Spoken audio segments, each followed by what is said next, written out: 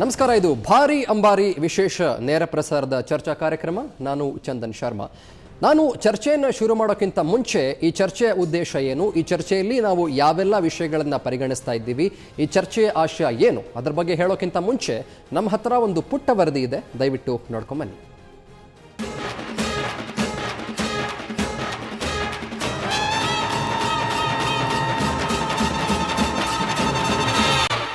ಮೈಸೂರು ದಸರೆ ಭಾರಿ ಫೇಮಸ್. ದಸರೆಯನ್ನ ಇಡೀ ಜಗತ್ತೇ ನೋಡುತ್ತೆ. ಅದರಲ್ಲೂ ಅಂಬಾರಿಯನ್ನ ನೋಡುವುದೇ ಒಂದು ಆನಂದ. ಅರ್ಜುನ ಗಾಂಭೀರ್ಯದಿಂದ 750 ಕೆಜಿ ತೂಕದ ಅಂಬಾರಿಯನ್ನ ಹೊತ್ತು ಹೋಗ್ತಿದ್ರೆ ಜನರ ಕಣ್ಣಿಗೆ ಅದೇ ಆನಂದ. ಸುಮಾರು 200 ವರ್ಷಗಳಿಂದ ಈ ಭಾವನಾತ್ಮಕ ಸಂಪ್ರದಾಯ ನಡೆದು ಬರ್ತಿದೆ.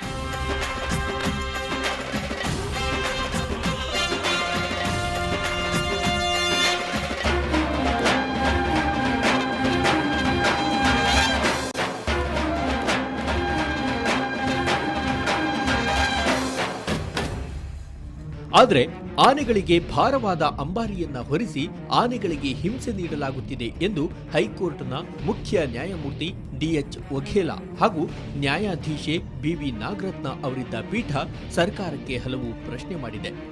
ಇದಕ್ಕೆ ಸರ್ಕಾರದ ವಕೀಲರಾದ ರವೀಂದ್ರ ಜಿ ಕೊಲ್ಲೆ ಉತ್ತರವನ್ನು ಕೊಟ್ಟಿದ್ದಾರೆ. ಹೈಕೋರ್ಟ್ ಕೇಳಿದ ಪ್ರಶ್ನೆಗಳು: ಪ್ರಾಣಿಗಳಿಗೆ ಕಿರುಕುಳ ನೀಡಿದಂತಲ್ಲವೇ? ಈಗಿನ ಕಾನೂನು ಮಾತ್ರ ನಡೆಯಬೇಕಲ್ಲವೇ? ಪ್ರಾಣಿ ಹಕ್ಕು ಉಲ್ಲಂಘನೆಗೆ ಕ್ರಮವೇನು? ತಜ್ಞರ ಸಮಿತಿಯ ಬಗ್ಗೆ ನಿಲುವೇನು? ವಕೀಲರ ವಾದಗಳು: ಇದು ಜನಗಳ ಭಾವನಾತ್ಮಕ ವಿಚಾರ. ಆನೆಗೆ ಅಂಬಾರಿ ತೂಕ ಕಷ್ಟವೇನಲ್ಲ, ಆಯಾಸ ಇಲ್ಲದೆ ಹೊರಬಲ್ಲವು.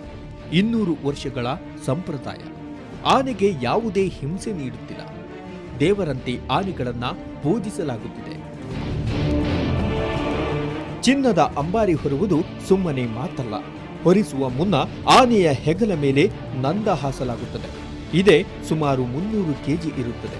ನಂತರ ಅದರ ಮೇಲೆ ಚಿನ್ನದ ಅಂಬಾರಿಯನ್ನು ಕಟ್ಟಲಾಗುತ್ತದೆ. ಚಿನ್ನದ ಅಂಬಾರಿ ಸುಮಾರು 750 ಕೆಜಿ ಇರುತ್ತದೆ.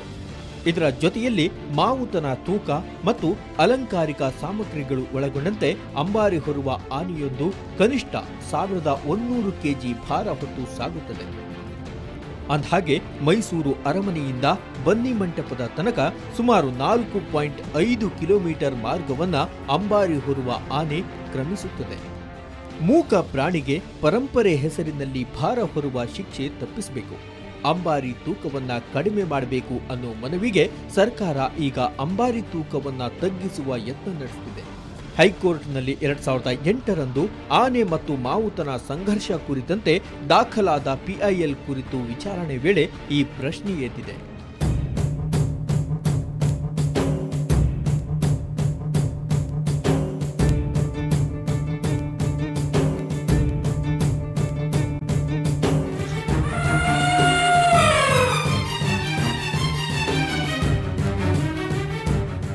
ಒಟ್ನಲ್ಲಿ ಸದ್ಯಕ್ಕೆ ಆನೆಗೆ ಅಂಬಾರಿ ಭಾರ ಅಂತ ಹೈಕೋರ್ಟ್ ಹೇಳ್ತಿದೆ.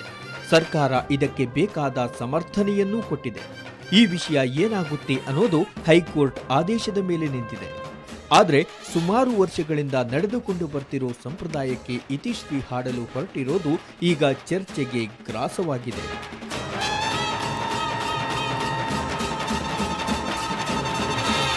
ಬ್ಯೂರೋ ರಿಪೋರ್ಟ್, ಸುವರ್ಣ ನ್ಯೂಸ್. ಮೈಸೂರು ದಸರಾ ಅದ್ಯಾರಕ್ಕೆ ತಾನೇ ಗೊತ್ತಿಲ್ಲ ಹೇಳಿ. ಮೈಸೂರು ದಸರಾ ಅದೆಷ್ಟೊಂದು ಸುಂದರ ಅನ್ನೋ ಮಾತನ್ನು ಕೂಡ ನಾವು ತಲಾಂತರಗಳಿಂದ ಹೇಳ್ಕೊಂಡು ಬರ್ತಾ ಇದ್ದೇವೆ. ಸಾಕಷ್ಟು ಸಿನಿಮಾಗಳಲ್ಲಿ ಕೂಡ ಅದು ಬಿಂಬಿತವಾಗಿದೆ. ವಿಶ್ವವಿಖ್ಯಾತವಾಗಿರುವಂಥ ಮೈಸೂರು ದಸರಾ ನೋಡೋಕೆ ಬರೀ ನಮ್ಮ ಭಾರತ ದೇಶದಿಂದ ಮಾತ್ರ ಅಷ್ಟೇ ಅಲ್ಲ, ಬೇರೆ ಬೇರೆ ದೇಶಗಳಿಂದ ಕೂಡ ಪ್ರತಿ ವರ್ಷ ಅಸಂಖ್ಯ ಸಂಖ್ಯೆಯಲ್ಲಿ ಪ್ರವಾಸಿಗರು ಬರ್ತಾರೆ. ಆದರೆ ಇಲ್ಲಿ ನಾವು ಕೋರ್ಟ್ನ ಆದೇಶದ ಬಗ್ಗೆ ಆಗಿರಲಿ ಅಥವಾ ಕೋರ್ಟ್ ಹೇಳಿರುವಂಥ ಮಂಡಿಸಿರುವಂಥ ಅಭಿಪ್ರಾಯಗಳ ಬಗ್ಗೆ ಖಂಡಿತವಾಗ್ಲೂ ನಾವು ಚರ್ಚೆಯನ್ನು ಮಾಡೋಕ್ಕೆ ಹೋಗ್ತಾ ಇಲ್ಲ. ಆದರೆ ಇಲ್ಲಿ ಮೈಸೂರು ಆನೆ ಜೊತೆಗೆ ಅಂಬಾರಿ ಮತ್ತು ಮೈಸೂರು ದಸರಾ ಈ 3 ವಿಚಾರಗಳು ಏನಿದೆ, ಆ 3ರ ಜೊತೆಗೆ ಒಂದು ಭಾವನಾತ್ಮಕವಾದಂಥ, ಒಂದು ಸಾಂಪ್ರದಾಯಿಕ, ಒಂದು ಧಾರ್ಮಿಕವಾದಂಥ ಒಂದು ನಂಟು, ಆ ಒಂದು ಅದ್ಭುತವಾದಂಥ ಒಂದು ಬೆಳವಣಿಗೆ ಅಂಟ್ಕೊಂಡಿದೆ. ಆ ಮೈಸೂರು ದಸರಾದ ಅಂಬಾರಿಯ ತೂಕವನ್ನು ಕಡಿಮೆ ಮಾಡೋದ್ರಿಂದ ಅಥವಾ ಬೇರೆ ಬೇರೆ ಚೇಂಜಸ್ಗಳನ್ನು ಮಾಡೋದರಿಂದ ಆ ಧಾರ್ಮಿಕ ಮತ್ತು ಸಾಂಪ್ರದಾಯಿಕ ಭಾವನೆಗಳಿಗೆ ಧಕ್ಕೆ ಆಗಲ್ವಾ ಅನ್ನೋ ಮಾತು ಕೂಡ ನಮ್ಮನ್ನು ಕಾಡುತ್ತೆ. ಅದರ ಜೊತೆಗೆ ಆನೆಗಳ ಬಗ್ಗೆ, ಆನೆಗಳ ಬಿಹೇವಿಯರ್, ಆನೆಗಳು ಎಷ್ಟು ಸೆನ್ಸಿಟಿವ್, ಎಷ್ಟು ಭಾರವನ್ನು ಹೊರಬಲ್ಲದು, ಹೀಗೆ ಅದರ ಬಗ್ಗೆ ಸಾಕಷ್ಟು ಇನ್ಸೈಟ್ಸ್ಗಳನ್ನು ಚೆಲ್ಲುವಂತಹ ಕಾರ್ಯಕ್ರಮ ನಾನು ಇವತ್ತು ನಡೆಸ್ತಾ ಇದ್ದೀನಿ. ನನ್ನ ಜೊತೆಗೆ ಇವತ್ತು ನಮ್ಮ ಸ್ಟುಡಿಯೋದಲ್ಲಿ ಸಾಕಷ್ಟು ಗಣ್ಯರು ಭಾಗವಹಿಸಿದ್ದಾರೆ. ನಾನು ಮೊದಲನೇದಾಗಿ I am very happy to have ವಿಶಾಲಾಕ್ಷಿ ದೇವಿಯವರಿದ್ದಾರೆ. ರಾಜವಂಶಸ್ಥರು ರಾಜೇಂದ್ರ ಒಡೆಯರ್ ಅವರ ಮಗಳು ನಮ್ಮ ಜೊತೆ ಇದ್ದಾರೆ. ನಮಸ್ತೆ ಮಾ. ಹಾಗೆ ಆನೆ ತಜ್ಞರು, ಪ್ರಸಿದ್ಧ ಆನೆ ತಜ್ಞರು, ಕರ್ನಾಟಕದಲ್ಲಿ ಕಾಡಾನೆಗಳನ್ನು ಪಳಗಿಸಿ ಅದನ್ನು ಸೆರೆ ಹಿಡಿಯೋದರಲ್ಲಿ ಸಿಕ್ಕಾಪಟ್ಟೆ ಫೇಮಸ್ ಡಾಕ್ಟರ್ ಚೆಟ್ಟಿಯಪ್ಪ ಇದ್ದಾರೆ. ನಮಸ್ತೆ. ಹಾಗೆ ನನ್ನ ಜೊತೆಗೆ ಆನೆ ಕಾರ್ಯಪಡೆ ಸದಸ್ಯರಾದಂಥ ರವೀಂದ್ರ ಕಾಮತ್ ಇದ್ದಾರೆ. ನಮಸ್ತೆ. ಸುದರ್ಶನ್ ಬಾಬು ಅವರು ಕೂಡ ಇದ್ದಾರೆ. ಇವರು ಕೂಡ ಆನೆಗಳ ತಜ್ಞರು. ನಮಸ್ಕಾರ. ನನ್ನ ಜೊತೆಗೆ ಮೈಸೂರಿನ ಸ್ಟುಡಿಯೋದಿಂದ ಪ್ರೊಫೆಸರ್ ನಂಜರಾಜ್ ಅರಸ್ ಅವರು ಜಾಯ್ನ್ ಆಗ್ತಿದ್ದಾರೆ. ಇವರು ಇತಿಹಾಸ ತಜ್ಞರು. ಇವರು ಕೂಡ ಸಾಕಷ್ಟು ಇನ್ಸೈಟ್ಸ್ಗಳನ್ನು, ಬೆಳಕನ್ನು ಚೆಲ್ಲುವಂತಹ ಪ್ರಯತ್ನ ಪಡ್ತಾರೆ. ನಮಸ್ತೆ ನಂಜರಾಜ್ ಅರಸ್ ಅವರೇ. ನಮಸ್ಕಾರ. ಇವರೆಲ್ಲರ ಜೊತೆಗೆ ಚರ್ಚೆಯನ್ನು ಮುಂದುವರಿಸ್ತೀನಿ. ಸಾಕಷ್ಟು ವಿಚಾರಗಳ ಬಗ್ಗೆ ಮಂಥನವನ್ನು ಮಾಡ್ತೀನಿ ಒಂದು ಪುಟ್ಟ ವಿರಾಮದ ನಂತರ.